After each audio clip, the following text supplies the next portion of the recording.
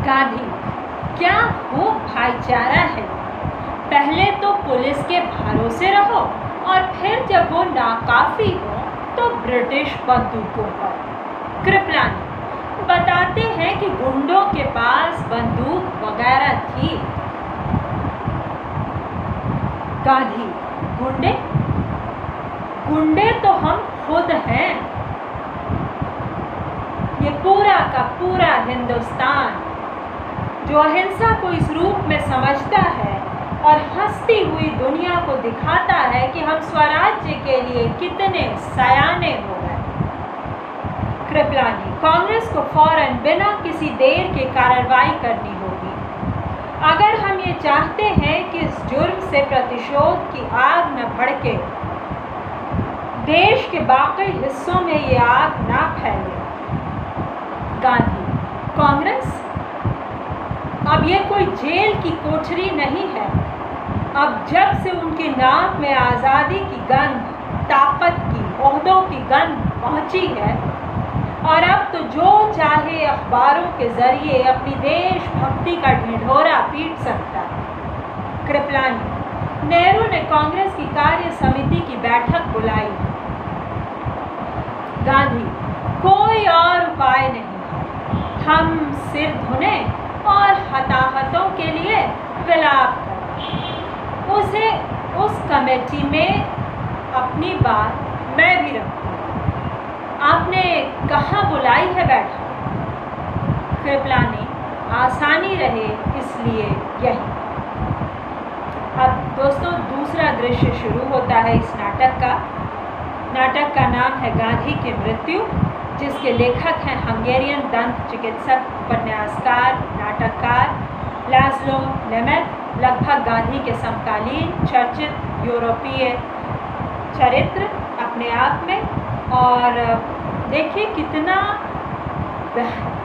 बेहतरीन बखूबी उन्होंने समझा है इस राजनीति को। और मैंने गांधी जयंती के दिन भी पाठ किया था और उससे भी ये एकदम साफ था कि जिस हद तक गांधी के यंग इंडिया अखबार में पोलिश प्रोफेसर्स के इधर से उधर से सवाल आ रहे थे कि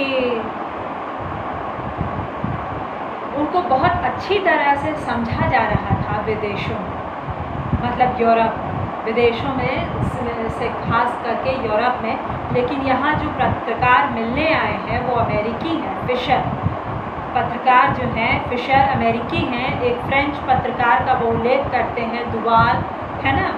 लेकिन इस सब से ये साबित तो होता है कि गांधी जो है उनकी हस्ती सचमुच ग्लोबल थी, वैश्विक थी और उनकी पहुंच भी। लेकिन बहुत सी बारीक बातें हैं दोस्तों, जैसे गाड़ी के आने का स्वर सुनाई देता है तो फिशर डर जाते हैं कि कहीं वो टैक्सी वाला उन्हें लेने तो नहीं आ गया। लेकिन पता चलता है कि कृपलानी है। और फिर हम दंगे का वो पढ़ें, और जिस तरह से दंगे का वर्णन हमने पढ़ा है, अभी आगे हम पढ़ेंगे कि क्या होता है मीटिंग में, लेकिन जिस तरह से दंगे का वर्णन हमने पढ़ा है उस तरह से एक उपन्यास की मुझे याद आ गई है, शशि थरूर का उपन्यास रायट, दंगों पे है। उसमें भी इसी तरह जुलूस के गुजरने की बात है। हम सब जानते हैं कि शशि थरूर इतिहास के छात्र रहे हैं।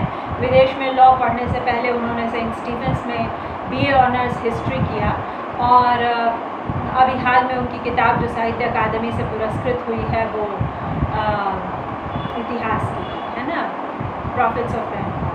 तो अब हम पढ़ते हैं दृश्य 2, और उस किताब में क्या है ये कभी हम आपको बाद में बताएंगे।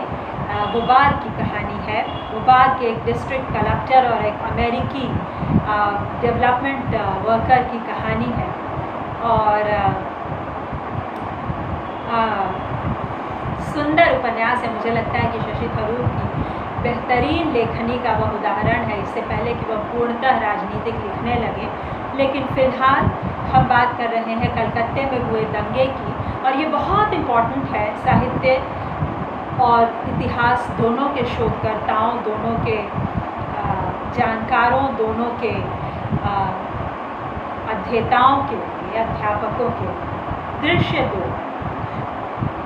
परिक्रामी रंगमंच इस तरह दाहिने घुमा दिया जाता है कि गांधी जी के कमरे की भीतरी दीवार मंच के दाहिनी ओर आ जाती है। तो दोस्तों, मैं याद दिलाना चाहूँगी कि ये नाटक है, उपन्यास नहीं, और मैं इसका वैसे ही पाठ इसलिए कर रही हूँ क्योंकि मैं इसको वैसे ही इसकी समीक्षा करना चाहती हूँ कि किन तरहों से उन्होंने गांधी के कमरे में प्रवेश करके, और इस बात के लिए मुझे रिसर्च करना होगा कि क्या लैंसलो नेमेथ कभी इंडिया आए थे, ये मैं पूछूंगी। मागिद कोवैश मेरी भी गुरु समान है, उन्हीं से पूछूंगी, पहले नेट पे रिसर्च करके, और उनका पूरा जीवन कैसा रहा था।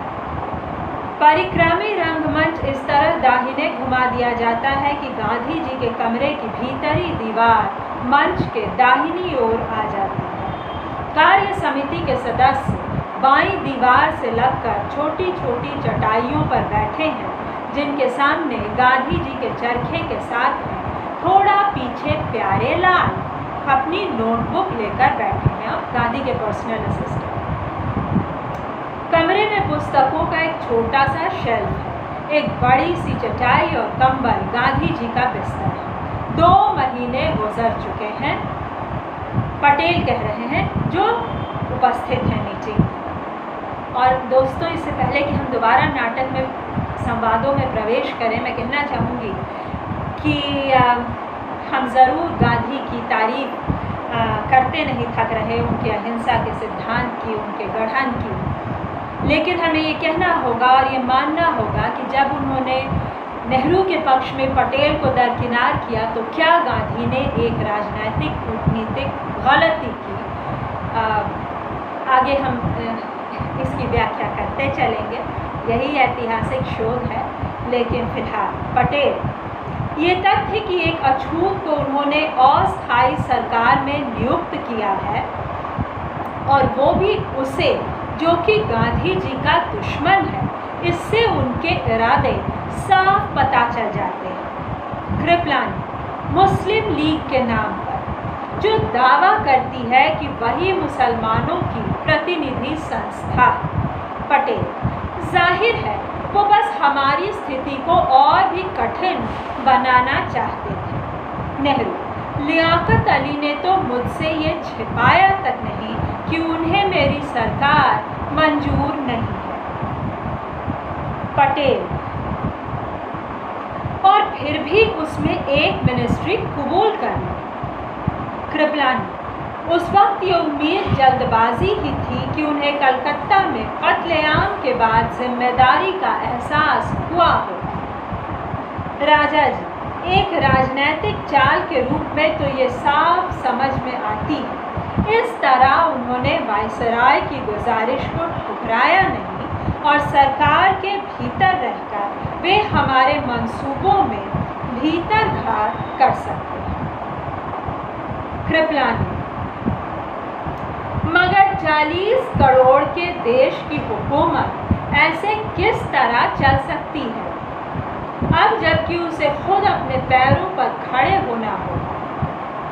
वे सब गांधी जी की तरफ देखते हैं जो अपने काम में तल्लीन हैं और चरखे पर एक उलझे हुए धागे से जूझ रहे हैं। गांधी सचेत होते हैं कि वे लोग उनके शब्दों की प्रतीक्षा में। डॉक्टर सुशीला, प्यारे लाल की बहन, बता रही थी कि मैं भूल कर रहा हूँ, कोई अपनी जीभ काटने भर से आत्महत्या नहीं कर सकता। कृपलानी, डॉक्टर राय भी यही कहते हैं। जहर ही एकमात्र जरिया है। नेहरू से नोआखाली की घटनाओं के जिक्र के बाद गांधी जी ने प्रार्थना सभा में कहा था कि औरतें या तो अपनी जीभ काट लें या फिर अपना गला घोंट लें, लेकिन कोई उन्हें घसीट ले या हरगिज नहीं होने। गांधी, एक हिंदू स्त्री जब विवाह करती है तो उसे पता होता है कि अपने जीवन के अंत तक अपने पति को छोड़ किसी भी दूसरे मर्द से उसका किसी भी तरह का वास्ता नहीं होगा। इस अभिशाप के खिलाफ मैं कोई हथियार खोज रहा हूँ। गौर कीजिएगा दोस्तों।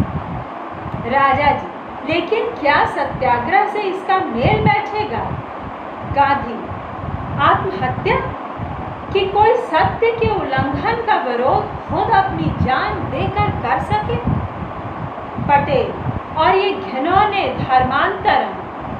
राजा जी, डॉक्टर जाकिर हुसैन दावे के साथ कहते हैं कि मुस्लिम धर्म जबरन धर्मांतरण की इजाज़त नहीं देता, लिहाजा ये खुद उनके धार्मिक उसूल के मुताबिक नाजायज़ है। गांधी, और उनको क्या कहेंगे उन सैकड़ों या हजारों लोगों को जिन्होंने मरने की बजाय धर्म परिवर्तन को तरजीह दी? खामोशी। गांधी बड़े गौर से सूत को देख रहे हैं। बाकी लोग फिर उसी विषय पर लौटते हैं जिस पर पहले विचार कर चुके हैं। पटेल, हमें अब यह मानकर चलना होगा, जिन्ना तब तक चैन नहीं लेंगे जब तक कि एक स्वाधीन मुस्लिम राज्य के रूप में उन्हें पाकिस्तान नहीं मिल जाता। राजा जी, ये जाहिर है बाहर लोगों के बीच अभी इधर तो बाद में उधर भाई भाई की हत्या, और सरकार के भीतर मुस्लिम मिनिस्टरों की खरी खोटी, जिन्ना सोचते हैं कि इससे हमारी नस नाड़ी ढीली पड़ जाएगी और हम उनको उनका मुँहमांगा दे देंगे। वो जो चाहते हैं वो है मुस्लिम बहुमत वाले प्रांत, और खाली उतने से भी नहीं चलेगा। पश्चिम में पंजाब और फ्रंटियर प्रांत, और पूर्व में बंगाल और असम। मतलब ये कांग्रेस और मुस्लिम लीग के बीच सरकार की लड़ाई हो रही है और इसलिए विभाजन हुआ। सत्ता, धर्म बाद में आता है, धर्म हथियार है, सत्ता हथियार नहीं। कृपलानी, और दोनों के बीच 500 मील का फासला। इस तरह हिंदुस्तान के नहीं बल्कि मुल्क के भी 2 टुकड़े हो जाएंगे। पटेल, हिंदुस्तान में वो अल्पसंख्यक होकर नहीं रहना चाहते, लेकिन वो 4 करोड़ हिंदुओं को ले लेंगे। राजा जी, वो कहते हैं कि मुसलमान हमारे साथ भी तो होंगे। कृपलानी, तो यही तो असली मुद्दा है। इस तरह 10 करोड़ लोग अल्पसंख्यकों के रूप में रहेंगे, जबकि अभी हम सभी अपनी भारत माँ की गोद में बैठे हैं।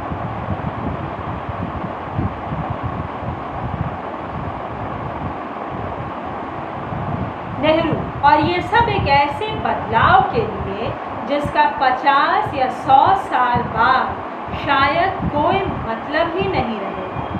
पटेल, कुछ गुस्से से, आपका मतलब है कि हिंदू धर्म और उसी तरह मुस्लिम धर्म भी 50 बरस में गायब हो जाएगा? नेहरू, मेरा मतलब है कि कम से कम ये चीज़ बेवकूफ़ी जान पड़ेगी कि कोई राष्ट्र धार्मिक विभिन्नताओं के आधार पर बनाया जाए। वे गांधी जी की ओर देखते हैं। वे खड़े होकर अपनी किताबों में कुछ खोज रहे हैं। गांधी, प्यारेलाल से, मैं जब शांति निकेतन गया था तो वहाँ से बंगाल का एक विस्तृत नक्शा लाया था। प्यारेलाल, हमने उसे बांग्ला व्याकरण की किताब में चिपका दिया था।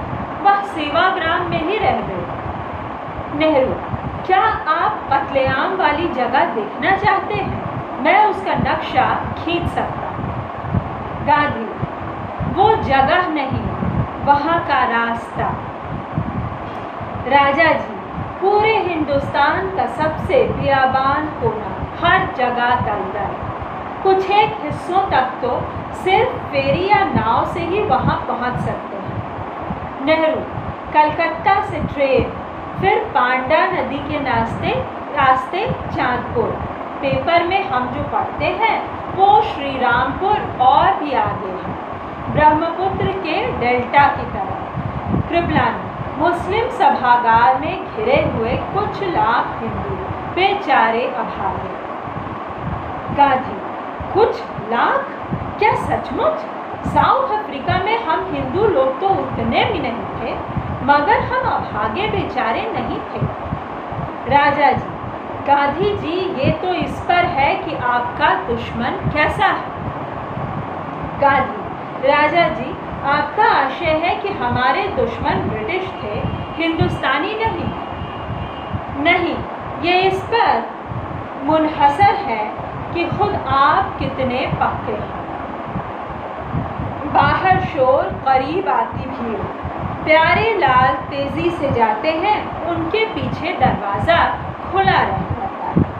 एक आवाज़ बाहर से, बदला बदला नोआखाली का बदला। भीड़ गुर्रा रही। प्यारे लाल दरवाजे से प्रदर्शनकारी बंगाल की घटनाओं से उत्तेजित। सचमुच बहुत सशक्त संवाद है, आप देख रहे हैं मेरे साथ साथ, कि जिनमें सचमुच आपको इस प्लॉट में खींच लेने का मादा है। बहुत जीवंत, जैसा मैं बार बार कहती। गांधी उठकर दहलीज पर खड़े होकर उन्हें पुकारते हैं, इधर आओ बेटे तुम भी। बाहर खामोशी। दो प्रदर्शनकारी अंदर आते हैं, उनके चेहरे गुस्से से विकृत हैं। अब उनमें दहशत भी है। तुम मेरे बच्चों, तुम लोग आपे से बाहर क्यों हो रहे हो? यही गांधी का योगदान है। उन्होंने हिंसा का जवाब अहिंसा से देना सिखाया, है ना? और यही गांधी का अब तक चल रहा सबसे बड़ा योगदान है। वह बात भी जिसमें हिंसा हो, उस पर चुप रह जाना फिलहाल अच्छा है। हालांकि मुझे इसी वजह से देश निकाला हो गया, लेकिन फिर पहला प्रदर्शनकारी, अब और बर्दाश्त नहीं किया जा सकता है। ये मुसल्ले हमारे भाइयों के साथ क्या कर रहे हैं? बेकसूर औरतों, बच्चों के साथ। गांधी, बिल्कुल, औरतें। कमज़ोर को सताने से ज़्यादा बुरा कुछ और नहीं। शायद इसीलिए तुम लोग शेर की नकल कर रहे हो। हम सब 5 बजे इकट्ठे हो रहे हैं ताकि औरतों को ढाढ़स बढ़ाएं। 5 बजे प्रार्थना सभा में। पहला प्रदर्शनकारी, हम औरतों को डराना नहीं चाहते थे, लेकिन हमें पता है यहाँ कार्य समिति की बैठक चल रही है। हम चाहते थे हमारी राय वो जाने। गांधी, वह तो हो ही गया। आप जो चाहते थे वो आप कर ही चुके हैं, अब आप वापस जाइए। दूसरा प्रदर्शनकारी और बाकी दूसरे, उनके लिए गांधी जी के पास एक भी शब्द नहीं। गांधी, है और ठीक एक ही शब्द, जाऊंगा। पहला प्रदर्शनकारी उनकी बात को समझते हुए, नोआखाली जाएंगे? ये बहुत मशहूर दंगा है गांधी का, नोआखाली का दंगे को जो संबोधित किया है, जिन तरहों से उन्होंने नोआखाली का दंगा, बहुत काला अध्याय है जब एक समुदाय के लोग दूसरे पे टूट पड़ते हैं, वे जो बिल्कुल भाई भाई जैसे। खैर, हम चित्रण पर ध्यान दें। बहुत जीवन। गांधी, हिंसा के खिलाफ। दोनों प्रदर्शनकारी चकित होकर लड़खड़ाते हुए चले जाते हैं। भीड़ छटती है।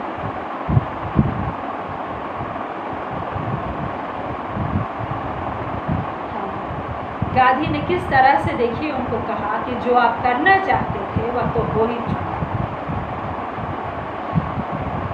दोनों प्रदर्शनकारी चकित होकर लड़खड़ाते हुए चले जाते हैं। भीड़ छटती है। कार्य समिति गांधी जी को देखती है। वे लौट कर चुपचाप बैठे। राजा जी, गांधी जी को मैं जानता हूँ, अपने राजनैतिक मार्गदर्शक और अपने समधी के तौर पर भी। अगर उन्होंने कह दिया कि वे जाएंगे तो फिर तराजू पर कोई भी बटखारा रखना या हटाना कठिन। फिर भी मैं पूछता हूँ, क्या आपने जो कहा उसे हम वैसा ही समझें? गांधी, जितनी जल्दी हो मैं जाऊंगा, हो सके तो कल ही। पटेल, ऐसे वक्त जब पूरा देश चकराया हो, अंग्रेज लीग, जनता, सब कोई हर रोज हमसे एक नया निर्णय मांगते हैं। राजा जी, गांधी जी हमारे परम मंत्री हैं, नहीं क्या? हर बात की आखिरी अपील कोर्ट उनकी मिट्टी की कुटिया ही है। नेहरू, सचमुच बापू, जब सारा हिंदुस्तान आपको मशाल मानकर नजर गड़ाए हुए हो, आप जाएं और दलदल में जा छिपें? इसकी तो कल्पना तक मुमकिन है, इसकी तो कल्पना तक नामुमकिन है। मैं कहने जा रही थी इसकी तो कल्पना तक मुमकिन नहीं, वही बात है, नामुमकिन है। गांधी ऐसी यात्रा से भी हिंदुस्तान सबक ले सकता है। कृपलानी और जो खतरा है कुदरत से और इंसानों से, यहाँ घर में हमें कोई चैन नहीं मिलेगा। गांधी खैर मुझे तो वही चैन मिलेगा, अभी से मुझे शांति महसूस होने लगी। नेहरू भभक पड़ते हैं, ये तो मुस्लिम मिनिस्टरों से भी बदतर है। एक गांधी जो यहाँ नहीं होंगे और जिनके बगैर कोई भी फैसला नहीं हो सकता। क्या मैं सरकार में एक छाया की भी छाया बनकर बैठा रहूं? गांधी हंसते हुए, भभको जवाहरलाल, मेरे बरखिलाफ तुम्हारा ये निरंतर भभकते रहना ही हम दोनों को राजा जी और पटेल की हाँ में हाँ से कहीं ज़्यादा करीब रखता है। तुम जानते हो मैं सिर्फ एक ही आतताई को मानता हूँ जिसके सामने मैं समर्पण भी कर देता हूँ। यह वही एक छोटी सी मध्यम सी आवाज़ अपने हृदय की ओर इशारा करते हैं जो यहाँ भीतर है। अगर वह बोलती है तो दलीलें भागती रह जाती हैं और हाथी चलता चला जाता है। दरवाजे पर मनु प्रकट होती है। गांधी क्या बाहर बहुत सारे हैं? मनु कल की तुलना में कम से कम 2 गुने। गांधी अपनी घड़ी देखते हुए 2 मिनट लेट हुए। कुछ व्यंग्य से कमेटी से मुखातिब होकर कमेटी विचार जारी रखे। प्यारे लाल यहाँ रहेंगे। ब्रह्मा ने अगर आपको कोई सम्मति दी तो वही मुझे बता देंगे। मनु के कंधे का सहारा लेकर मंच से जाते हैं खामोशी। पटेल उनके जिद्दीपन से जाहिर है कि वे बढ़ा रहे। नेहरू और जैसा कि उन्होंने वादा किया है अगर 150 साल जिंदा रहे तो कितने और जिद्दी हो चुके होंगे। पटेल मगर वो इस यात्रा से आखिर चाहते क्या है? अब जबकि सारा हिंदुस्तान हम पर आंख लगाए बैठा है, ऐसे में वो खुद को ब्रह्मपुत्र के दलदल में जाकर छिपा लें। राजा जी शायद वो ठीक यही चाहे, हम सब से दूर जा छिपे। हमारे जैसे आंदोलन के जीवन काल में यह क्षण जब हमें सत्ता संभालनी है मोह भंग का क्षण है। अपने बेजोड़ राजनैतिक अंतर्ज्ञान से वे इस तरह हम सब से किनारा कर लेना चाहते हैं। देखिए दोस्तों गांधी पर कितनी उंगलियां उठती थी उनकी भी जो गोड से नहीं थी। अब ये निमित्त का चित्रण है, लैस्लो निमित्त का, लेकिन ऐसे भी गांधी पर उंगलियां उठती थी उनके भीतरी लोगों से। ये इतिहास की किताबों में भी है और जैसे जैसे मैं अपने शोध में लौटूंगी मैं इसमें काम करूँगी आगे। लेकिन फ़िलहाल इसको अनेक दृष्टियों से समझना अच्छा है। कृपलानी और क्या उनका ऐसा करना वाजिब नहीं है? खुद मैं दिन ब दिन महसूस करने लगा हूँ कि अपने रोज़मर्रा के कामकाज और गतिविधियों के कारण हम लोग उनके तई अधिकाधिक कुपात्र होते जा रहे हैं। अगर हम सबको हर कीमत पर राजनीतिज्ञ ही बनना है तो कम से कम वे तो गांधी बने रहें, है ना? गांधी से ये अपेक्षा कि वो गांधी बने रहें। और ये सवाल उठता है कि गांधी बने रहने का आखिर क्या, क्योंकि ये बात तो अच्छी ही लग रही है, भले ही गांधी को संकट में डालने वाली है कि अगर नोआखाली में दंगे हुए हैं तो वो वहाँ जाना चाहते हैं। तो दोस्तों जटिल है। नेहरू मुझे लगता है कि हमारी कवि मित्र सरोजिनी नायडू सही कहती हैं, राजनीतिज्ञ गांधी सबसे पहले तो एक कवि है।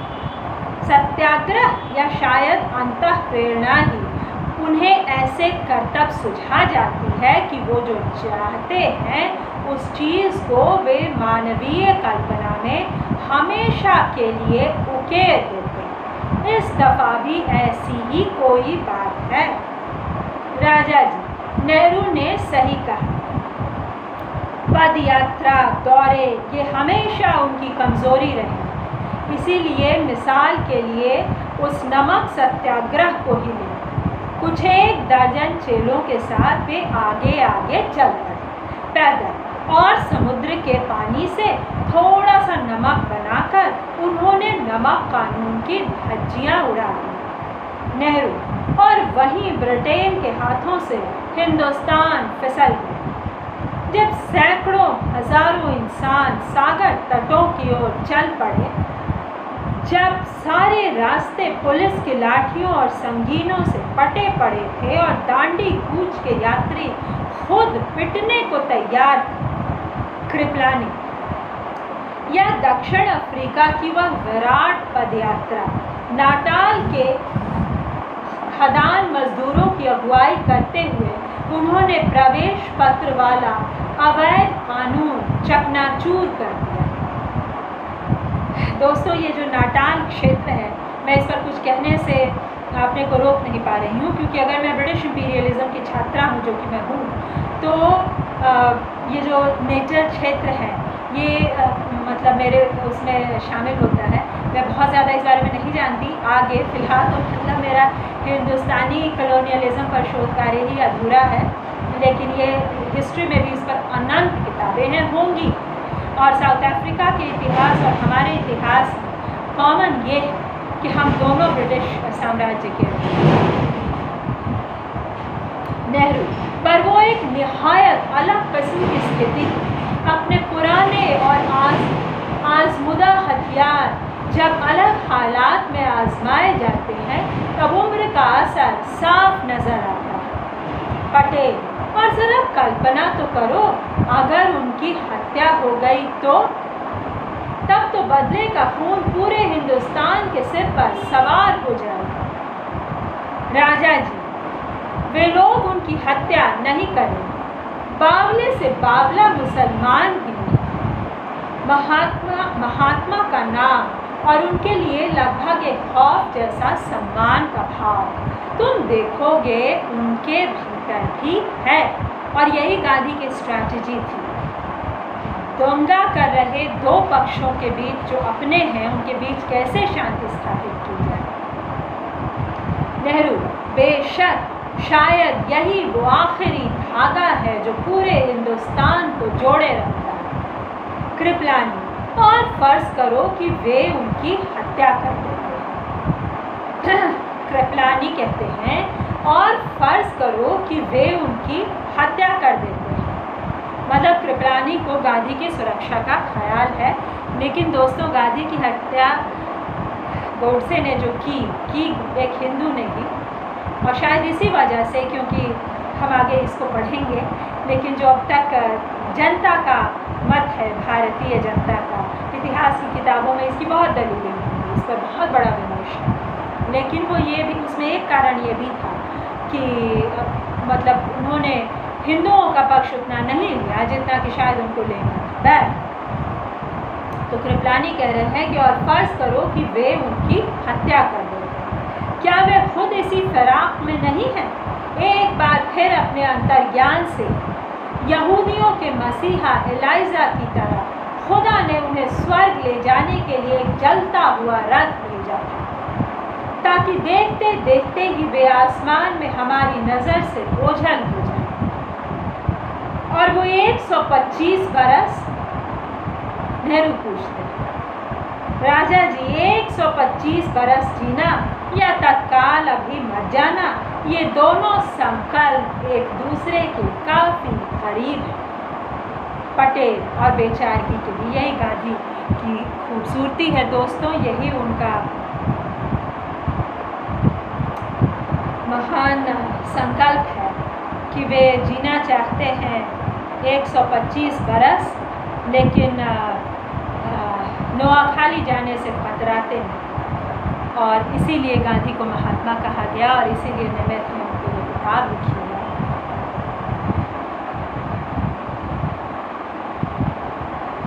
पटेल और बेचारगी के लिए, है ना, कि वो क्या करे, कितना प्यार करते हैं ये लोग गांधी को, ये भी दिख रहा है। प्यार और असहमति दोनों एक ही थाली के चट्टे बट्टे हैं, एक ही जाते के दो पक्ष। प्यारे लाल, जो अभी तक एक मशीन की तरह खटर पटर में लगे थे, क्या आप लोग उनको सुनना नहीं चाहते? अगर आपकी कार्रवाई पूरी हो गई तो मैं इसे चालू कर दूं। नेहरू, मेगाफोन ये वही कर सकते हैं। पूरे मुल्क से वे चरखा चलवाना चाहते हैं ताकि खुद आधुनिक इंजीनियरिंग के करिश्मों का इस्तेमाल करने से नहीं चूके। मतलब गांधी। प्यारे लाल, ये उन्हें मनु के लिए लगवाना पड़ा। एपेंडिसाइटिस के ऑपरेशन के बाद से वह प्रार्थना सभा में नहीं जा पा रहे। नेहरू संकेत करते हैं और प्यारे लाल मेगाफोन चालू कर देते हैं। थोड़ी देर खामोशी, फिर गांधी जी की आवाज़। गांधी, जब तक वह आवाज़ चुप रहती है मैं भी तर्क वितर्क की लहरों पर हिचकोले खाता रहता हूँ, कभी इधर तो कभी उधर भटकता हुआ, मगर जब वो बोलना शुरू कर देती है तब हर बात सहज सरल हो जाती है और मुझे आज्ञा माननी पड़ती है। मित्रगण, राजकाज के झंझट, शरीर की कमजोरी, ये सब चीज़ें मुझे रोकती हैं। फिर भी वह आवाज़ मुझसे कहती है, तुम्हें नोआखाली जाना है। भाई भाई की हत्या वाले उस नरक में। और मुझे फ़कत ये करना है कि मैं टाइम टेबल देखूं और ये पता करूं कि ट्रेन किस वक्त कलकत्ता के लिए रवाना होगी। इधर दिल्ली में और हिंदुस्तान के महानगरों में जहां राजनीतिज्ञ बसते हैं वहाँ हिंदुस्तान के टुकड़े करने की बातें हो रही हैं। वह आवाज़ मुझसे कहती है, जाओ, लोगों के बीच जाओ, और अगर तुम उनके दिलों के बीच एकता कायम कर सके जो कि आज एक दूसरे की हत्या में लगे हैं, तो राजनैतिक भावावेश नामर्द हो जाएंगे। हिंदुस्तान एक रहेगा और मानव जाति के सामने वह तमाम कौमों के साथ रहने जीने की शानदार मिसाल पेश करेगा। और यहाँ दृश्य 2 खत्म होता है और अगले सेशन में मैं आपको दृश्य 3 सुनाऊंगी। लेकिन ये थी गांधी की महानता, ये था उनका बड़प्पन। और देखिए लैज़्लो नेमेथ का क्या सुंदर चित्रण है। हम पढ़ रहे हैं मार्गरेट कोवैश जी और गिरधर रांची जी द्वारा अनुदित हंगेरियन दंत चिकित्सक लैज़्लो नेमेथ की किताब, नाटक उनका गांधी की मृत्यु, जो कि बेहद दिलचस्प है। आप बिल्कुल पहुंचना चाहते हैं दृश्य बाय दृश्य आगे की घटना। सुनने के लिए धन्यवाद। मैं आभारी हूँ। लाइक और सब्सक्राइब